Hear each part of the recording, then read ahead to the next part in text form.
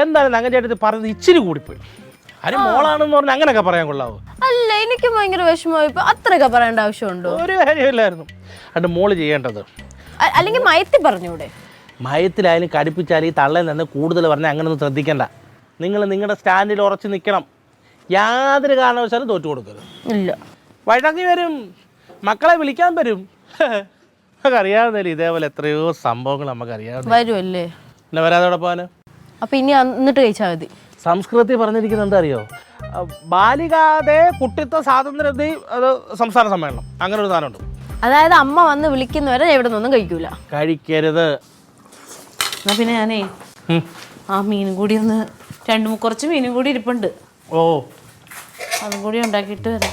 ഇത് വെച്ചേക്കണ്ടല്ലോ, മൊത്തം ഞാൻ കഴിക്കാലോ. അത് നീ കഴിച്ചോ. ക്ലീറ്റോ വൈകിയല്ലേ വരുള്ളൂ. ക്ലീറ്റോന് വറുത്ത് കൊടുക്കാൻ വേറെ മീനുണ്ട്. ക്ലീറ്റസ് മച്ചമ്പയുടെ മോളാണെങ്കിൽ നിന്റെ അഭിമാനം കുനിയാതെ നീ ഇത് തുടരുത്. നാണക്കെട കഴിക്കുന്നോണ്ടല്ല ആരും. ഈ പറയുന്ന അങ്കിളിനുണ്ടോ നാണം? ഞാൻ ഇവിടെ പട്ടിണി ഇടുന്നിട്ട് എന്നെയും പറ്റിച്ചിട്ട് കഴിക്കുന്നു. അത് ഞാൻ ചെയ്താണോ? വ്യാപാരി വ്യവസായികളോട് ചെയ്ത ചതി. അവർ പെട്ടെന്ന് സമരം വെച്ച കടമത്തോടെ ഞാൻ ചെയ്യാൻ പറ്റും. നീ മീൻ എങ്ങനെ കിട്ടി? ഇത് വിഷ്മത്തിന്റെ വ്യാപാരി വ്യവസായിക്കകത്ത് വരുന്നതല്ലോ. അമ്മയാണ് ഇതുവരെ വിളിച്ചതുമില്ല. അങ്ങനെ വന്ന് വിളിച്ചാൽ പോരാ, കാല് പിടിച്ച് വിളിക്കാതെ മോള് പോരുത്. മോളുടെ അഭിമാനമുണ്ട്. മോള് വളർന്നു വരുന്ന ഒരു പെൺകുട്ടിയാണ്.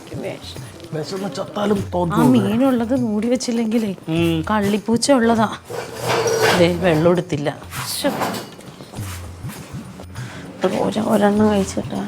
മോളെ അങ്ങനെ സ്വന്തം വീടാണെങ്കിലും അമ്മയുടെ മുമ്പിൽ അങ്ങനെ തോറ്റു കൊടുക്കരുത്. നല്ല മസാല കൂട്ട് കേട്ടോ, നല്ല ടേസ്റ്റ് ഉണ്ട്.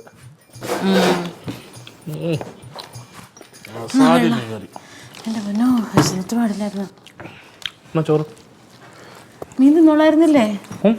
ഇത് എവിടെ നിന്ന് മേടിച്ചതാ മീന്? നല്ല മീനായിരുന്നു. ഇതാണിപ്പോ നമ്മുടെ ബാർബർ ഷോപ്പിനടുത്ത് പുതിയൊരു ഫിഷ് സ്റ്റാൾ തുടങ്ങിയിരിക്കുന്നു.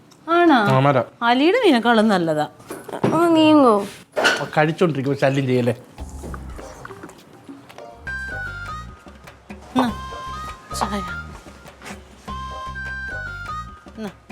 പഴംപൊരി എല്ലാം കൂടി എടുത്ത് തിന്നിട്ടുണ്ടെങ്കിൽ അറിയാം. 2 എണ്ണം കഴിച്ചാൽ മതി. ഒറ്റടിച്ച് തീർക്കട്ടെ.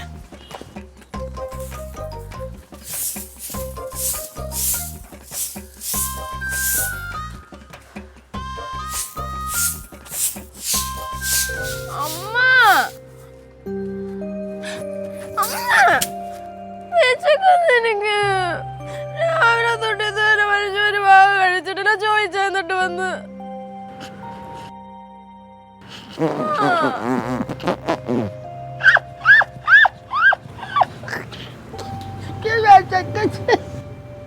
എന്റെ മുത്തുമോളെ, നിന്റെ വായിൽ നിന്ന് കേൾക്കാൻ വേണ്ടിട്ടല്ലേ ഞങ്ങൾ ഇത്ര നേരം വെയിറ്റ് ചെയ്തേ.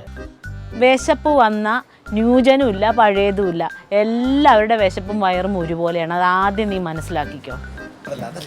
പിന്നെ ഞാൻ എന്റെ കൊച്ചിനുണ്ടാക്കിയതാ. അത് കഴിക്കണ്ട. കൊച്ചു പറഞ്ഞിട്ടല്ലേ ഇത് മേടിച്ചു. ചൂട് പൊറോട്ട പിന്നെ ഞാൻ മേടിച്ചോണ്ട് ഇവിടെ വെച്ചിരുന്നല്ലേ. എവിടെ വരെ പോണോന്നറിയണമായിരുന്നല്ലേ. ഇപ്പൊ വിശപ്പിന്റെ വില എന്താണെന്ന് മനസ്സിലായോ? അതുപോലെ തന്നെയാണ് വാക്കിന്റെ വിലയും കേട്ടാ. ഒരാളോടൊരു കാര്യമേറ്റ അത് ചെയ്യണം അല്ലേ അമ്മേ? അങ്ങനെ തന്നെ വേണം.